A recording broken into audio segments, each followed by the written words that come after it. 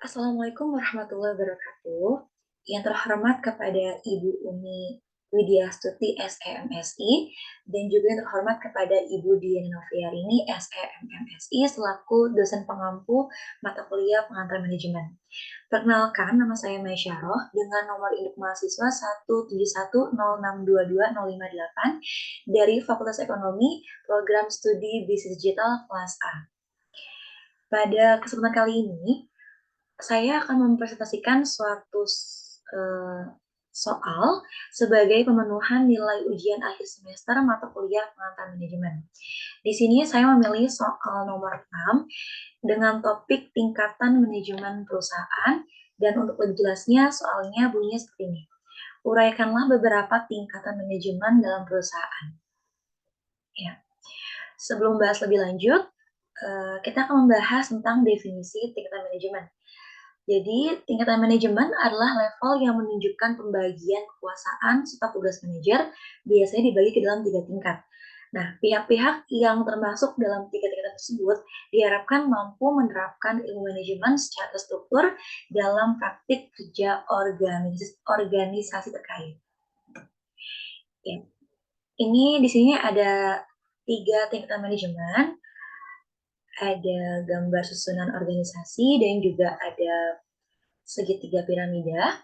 Yang pertama ada top level management. Secara singkatnya, top level management ini membawahi middle level management, dan middle level management membawahi lower level management. Yang pertama itu adalah ke top level management.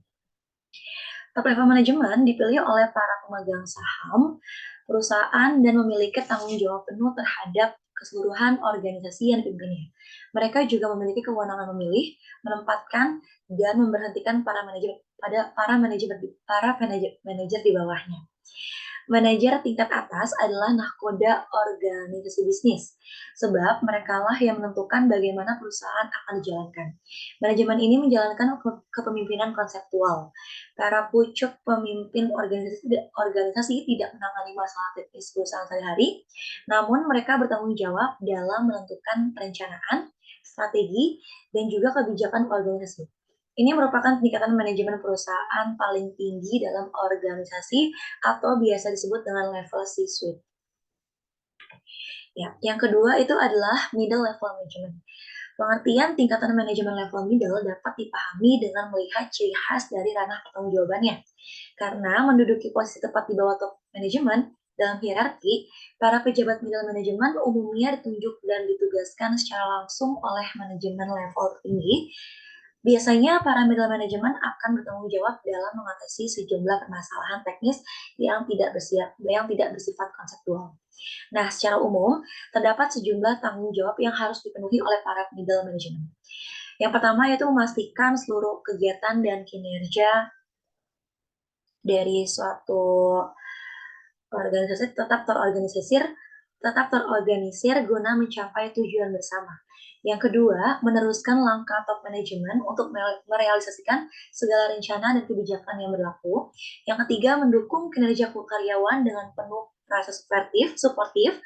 Yang ketiga, melakukan seleksi, rekrutmen, dan penempatan masing-masing karyawan sesuai dengan keahliannya. Yang kelima, mengawasi secara langsung kinerja para karyawan. Dan yang terakhir, yaitu membangun kerjasama sehat antar departemen. Yang terakhir atau yang ketiga itu adalah lower level management. Manajemen line bawah ini merupakan manajemen dengan level paling rendah berdasarkan cakupan kekuasaannya. Mereka mengelola staf secara langsung, serta bertanggung jawab memberikan supervisi dan pengarahan kepada pekerja dalam kegiatan operasional bisnisnya. Lower level management, maksudnya lower level manager, punya wewenang terbatas dan bertanggung jawab kepada manajer tingkat menengah. Untuk menjalankan peran ini, mereka butuh menguasai keterampilan teknis serta kemampuan dalam memimpin dan mengorganisir pekerja. Nah, selain itu, terdapat beberapa tugas lain dari yang dipegang oleh first line manager manajemen seperti yang pertama, mendengarkan dan menindaklanjuti seluruh pekerja operasional. Yang kedua, melaporkan keluh kesah tersebut secara langsung ke hadapan manajemen menengah. Yang ketiga, menghadirkan suasana kerja sehat dengan fasilitas memadai. Yang keempat, membantu manajemen tingkat menengah dalam proses seleksi para calon karyawan. Yang kelima, terus mengorganisir kualitas dan kuantitas dalam proses produksi. Yang terakhir yaitu bertanggung jawab penuh dalam menjaga moral para karyawan di lingkup perusahaan. Nah, setelah membahas rincian dari top level manajemen, middle level manajemen, dan juga lower level manajemen, di sini ada contoh dari kedudukan ketiga level manajemen di perusahaan. Yang pertama itu dari top level manajemen.